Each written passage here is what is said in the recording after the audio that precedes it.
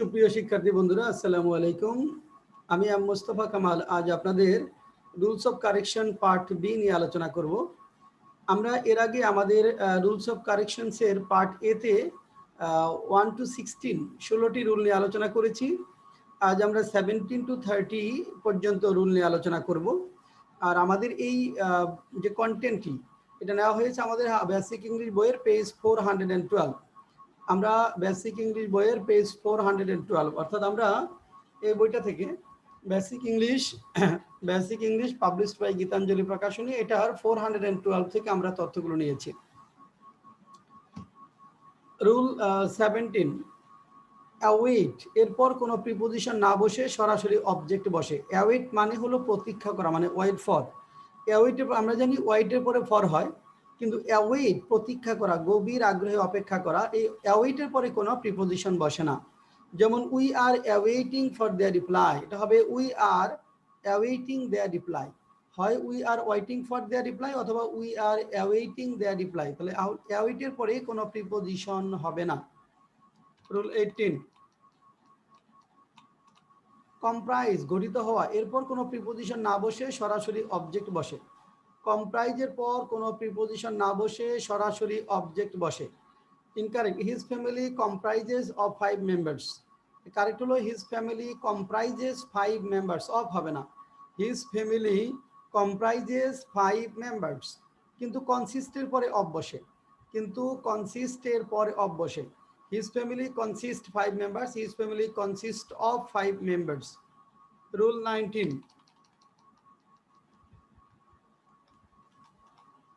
Reach. রিচের পর কোনো preposition না বসে সরাসরি অবজেক্ট বসে। যেমন we reached at the station in time. Correction হলো we reached the station in time. মনে হয় যে আমরা বাংলা যদি চিন্তা করি যে আমরা সময় মতো স্টেশনে পৌঁছেছিলাম, স্টেশনের সঙ্গে একটা একার আছে স্টেশনে, এই কারণে আমরা ভুলক্রমে একটা অ্যাট নিয়ে আসি ওই সেন্স থেকে, কিন্তু রিচের পরে কোনো প্রিপোজিশন বসে না, এই কারণে এখানে হবে we reached the station in time.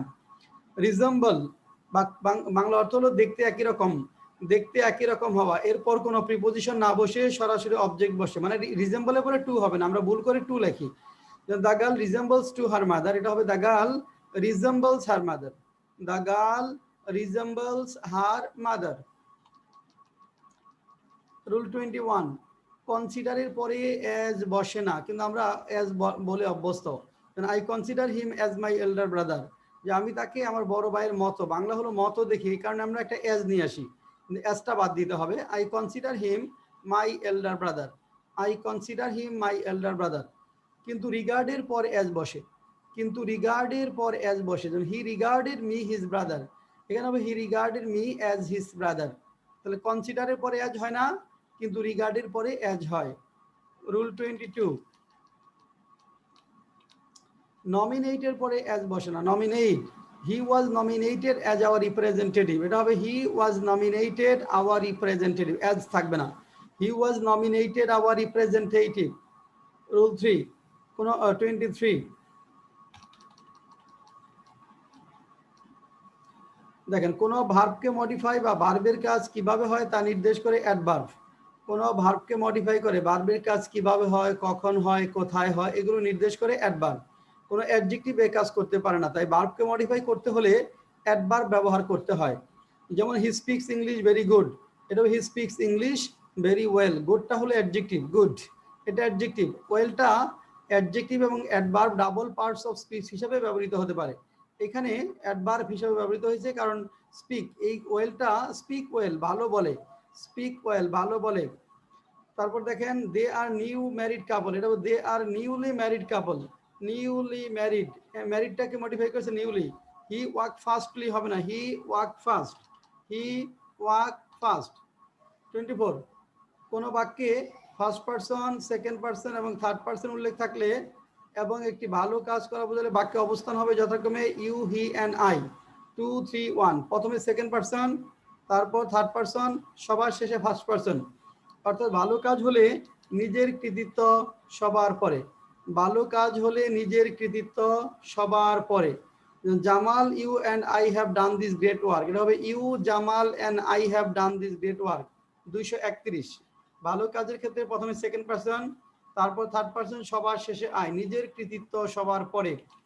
কিন্তু খারাপ কাজ বোঝালে নিজের দায় সবার আগে, খারাপ কাজের ক্ষেত্রে নিজের দায় সবার আগে। 25, মন্দ কাজ করা বুঝালে বা দোষী বুঝালে আই এ প্রথমে আই, তারপরে এবং সবশেষে হি হবে। 1 2 3 123। অর্থাৎ মন্দ কাজ হলে নিজের কাজে সবার আগে দোষ নিতে হবে। যেমন you incorrect, you Jamal and I are guilty, correction হবে I you and Jamal are guilty, দোষী। তুমি, আমি, তুমি এবং জামাল দোষী।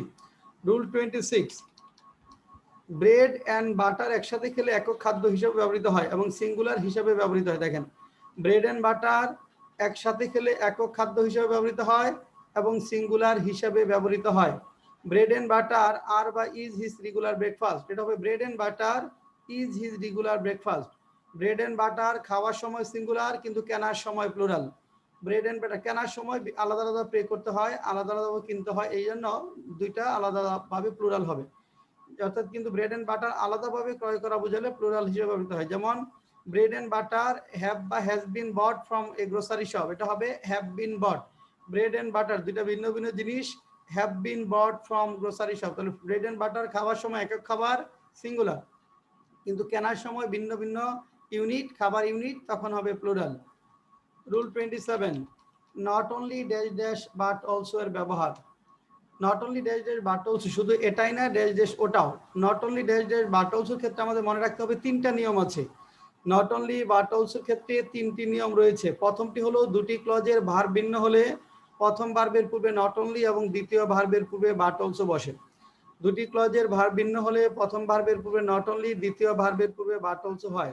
যেমন he went not only to play ground but also played cricket. দেখেন এখানে ওয়েন্ট একটা ভার্ব, প্লেড একটা ভার্ব। আবার বলছি, ওয়েন্ট একটা ভার্ব, প্লেড একটা ভার্ব। তাহলে ওয়েন্টের আগে হবে নট অনলি, প্লেডের আগে হবে বাট অলসো। তাহলে he not only went to the playground but also played cricket.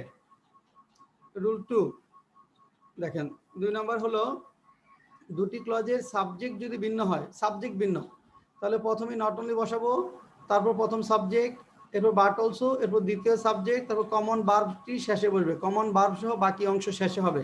যদি সাবজেক্ট ভিন্ন হয় তাহলে ভার্ব একই হতে হবে। সাবজেক্ট ভিন্ন হলে ভার্ব একই হতে হয়।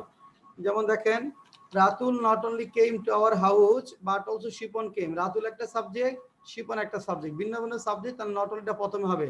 Not only Ratul but also Shipon came to our house. Not only Ratul but also Shipon came to our house. Rule 3, দুটি ক্লজে সাবজেক্ট এবং ভার্ব যদি একই হয়, সাবজেক্ট এক, ভার্বও এক, তাহলে সাবজেক্ট এবং ভার্বের পরে নট অনলি হবে, অর্থাৎ ভার্বের পরে নট অনলি বসাতে হবে। দুটি ক্লজে সাবজেক্ট এবং ভার্ব একই, তাহলে ভার্বের পরে নট অনলি বসাবেন, তারপর প্রথম ক্লজের বাকি অংশ, এরপর বাট অলসো, তারপর দ্বিতীয় ক্লজের বাকি অংশ। যেমন we not only gave the freedom fighters food but also shelter. তাহলে এখানে দেখেন উই এবং গেভ কমন এবং ফ্রিডম ফাইটার্স পর্যন্ত কমন, সাবজেক্ট, ভার্ব এবং অবজেক্ট পর্যন্ত মিল আছে, তাহলে অবজেক্টের পরে আমরা নট অনলি বসাবো। তাহলে we gave the freedom fighters not only food but also shelter. We gave the freedom fighters not only food but also shelter.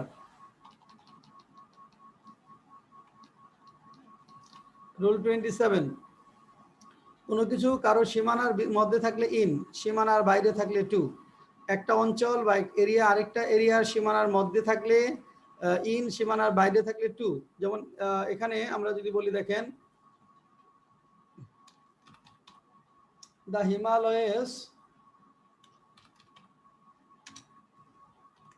The Himalayas is in the north Bangladesh. Himalaya বাংলাদেশের সীমানার বাইরে, তাহলে টু হবে। The Himalayas is to the north Bangladesh. The Himalayas is to the north Bangladesh. Rangpur is to the north Bangladesh, Rangpur Bangladesh সীমানার ভিতরে। Rangpur is in the north Bangladesh, Rangpur is in the north Bangladesh. কিন্তু যদি এরকম হয় যে সীমানার ভিতরেও আছে বাইরেও আছে, তখন দেখতে হবে ভিতরে বেশি না বাইরে বেশি। যদি বলা হয় বঙ্গোপসাগর বাংলাদেশের দক্ষিণে, বঙ্গোপসাগর ইজ দ্য বঙ্গোপসাগর is to the south of Bangladesh, অর্থাৎ বাইরের অংশ বেশি, এই কারণে টু হবে। দ্য বে of Bengal is to the south of Bangladesh. আবার সুন্দরবন বাংলাদেশের দক্ষিণে, বাংলাদেশের ভিতরের অংশ বেশি, তাহলে ইন হবে। The Sundarban is in the south of Bangladesh. Rule 29, কোন বাক্যে সাবজেক্ট সচরাচর প্রিপোজিশনের পূর্বে বসে এবং সাবজেক্ট অনুযায়ী ভার বসাতে হয়। সাবজেক্ট সচরাচর প্রিপোজিশনের পূর্বে বসে, অর্থাৎ প্রিপোজিশনের পরে সাধারণত সাবজেক্ট হয় না, প্রিপোজিশনের পূর্বেটা সাবজেক্ট এবং সাবজেক্ট অনুযায়ী ভার বসাতে হয়। যেমন this the colour of this flowers are বা ইজ চার্মিং, সাবজেক্ট হলো কালার, অফ প্রিপোজিশনের পূর্বে বসে, তাহলে is charming. The colour of this flowers is charming. The box of this tissues, হ্যাঁ দেখেন, the box of this tissues were empty, এখানে subject হলো বক্স, টিস্যুগুলোর বক্স, তাহলে বক্সটা singular. The box of the tissues was empty. Rule 30, কোন সেন্টেন্সে either dash or, neither dash not থাকলে অর অথবা নরের পর সাবজেক্ট সিঙ্গুলার হলে ভার্ব সিঙ্গুলার হবে এবং সাবজেক্ট প্লুরাল হলে ভার্ব প্লুরাল হয়। আবার বলছি, কোন সেন্টেন্সে either dash or, neither dash not থাকলে অর অথবা নরের পরে সাবজেক্ট সিঙ্গুলার হলে ভার্ব সিঙ্গুলার এবং সাবজেক্ট প্লুরাল হলে ভার্ব প্লুরাল। তো neither the students not the teacher were present in the class, neither the students not the teacher was present, এখানে নরের পরে আছে দ্য টিচার, নরের পরে দেখেন আছে এখানে দ্য টিচার, তাহলে neither the students not the teacher, এই টিচারের জন্য was present in the class.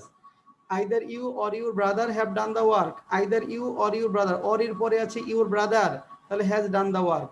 তাহলে আইদার অর নাইদার নর, বিশেষ করে either dash or neither dash নরের ক্ষেত্রে পরের সাবজেক্ট অনুযায়ী ভার্ব হবে, অর এর পরে যে সাবজেক্ট থাকবে বা নরের পরে যে সাবজেক্ট থাকে সেই সাবজেক্ট অনুযায়ী ভার্ব বসে। তাহলে এভাবে আমরা আমাদের কারেকশনের যে রেকর্ডের ক্লাসগুলো রয়েছে এগুলো আমরা আরো আপলোড করতে থাকবো, আপনারা দেখতে থাকেন। এবং যদি কোনো কমেন্টস থাকে, আপনাদের কোনো কোয়েরি থাকে, আপনারা কমেন্টস করতে পারেন। যদি কোনো ভিডিও বিশেষভাবে পেতে চান সেটার জন্য কমেন্টস করলে আমরা বিবেচনা করব। আজকে এ পর্যন্তই, সবার সুস্বাস্থ্য কামনা করে এখানেই শেষ করছি।